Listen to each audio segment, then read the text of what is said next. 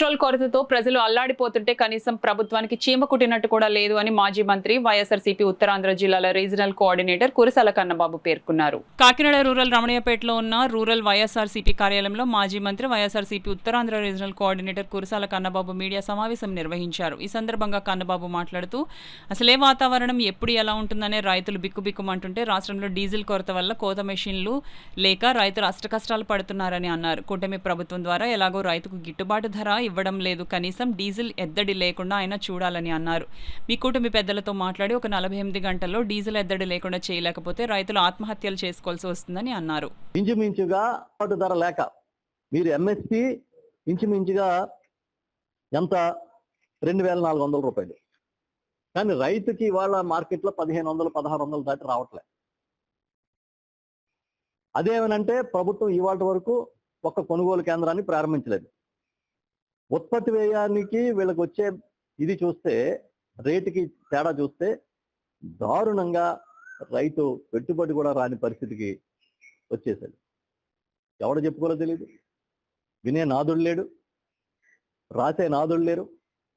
ఆ పత్రికలు ఎంతసేపు చంద్రబాబు నాయుడు గారికి భజన కార్యక్రమమే తప్ప మరో పని ఈ ప్రధానమైన పత్రికలు అనుకునేవి ఏవి చేయట్లేదు. చంద్రబాబు నాయుడు గారికి వారి కుమారుడికి జాకీలేసి లేపే కార్యక్రమమే తప్ప ప్రజా సమస్య అనేది ఇవాళ పత్రికల్లో రాని పరిస్థితి ఉంది.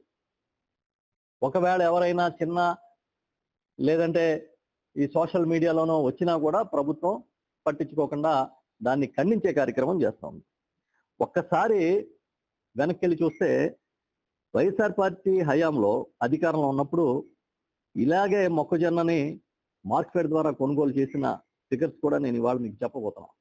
2019-20లో 4,17,268 టన్నుల మొక్కజొన్నని ప్రభుత్వం కొనుగోలు చేసింది.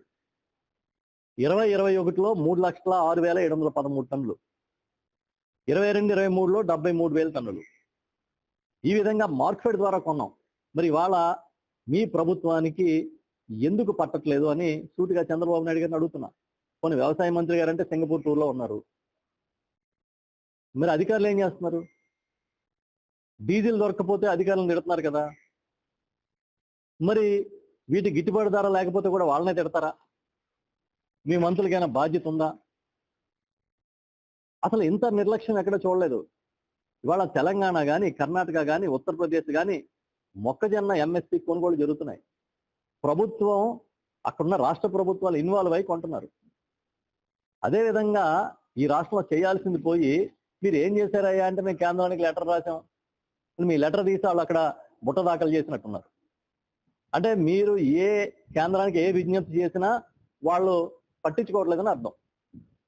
అంటే కేంద్రం స్పందించే వరకు మీరు ఇక్కడ ఏం చేస్తారని అడుగుతున్నా. గాలి వదిలేస్తారా రైతాంగాన్ని, మార్కెట్లని అని అడుగుతున్నా. ఒకవేళ కేంద్రం మీకేమీ రెస్పాండ్ కాదు, ఈ ప్రభుత్వానికి బాధ్యత లేదా?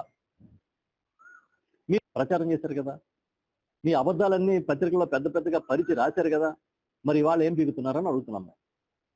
ఇవాళ ఏం చేస్తున్నారు మీరు? చంద్రబాబు నాయుడు గారికి ఏమో ఒక జేబులో రిబ్బను, ఇంకో జేబులో కత్తెర పట్టుకుని జగన్మోహన్ రెడ్డి గారు తీసుకొచ్చిన ప్రాజెక్టులకి శంకుస్థాపనలో ప్రారంభోత్సవాలు చేసుకుంటూ తిరుగుతున్నారు. వారి అబ్బాయి కూడా అదే బాట.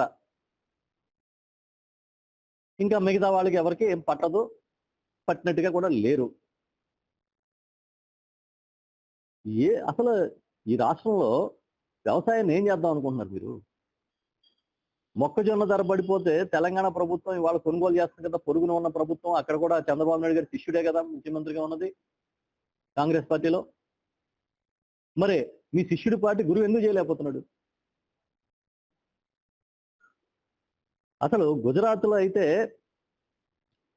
పంటల కొనుగోలుకి ఆల్రెడీ అక్కడ ఆ రాష్ట్రంలో ప్రణాళికని ప్రకటించి దాన్ని అమలు చేస్తున్నారు. మీరు నేనే దేశంలో సీనియర్ ముఖ్యమంత్రిని అంటారు కదా, మరి పక్కన ఉన్న పొరుగు రాష్ట్రాల్లో ఏం జరుగుతుందన్న తెలుసుకోవాలి కదా. కొన్ని వాళ్ళ నుంచి మీరు స్ఫూర్తి పొందాలి కదా రైతాంగాన్ని ఆదుకునే విషయంలో. జగన్మోహన్ రెడ్డి గారు ఆ రోజు రైతుల కోసం నిలబడ్డ తీరులో కనీసం 1% అయినా మీరు చేస్తున్నారా?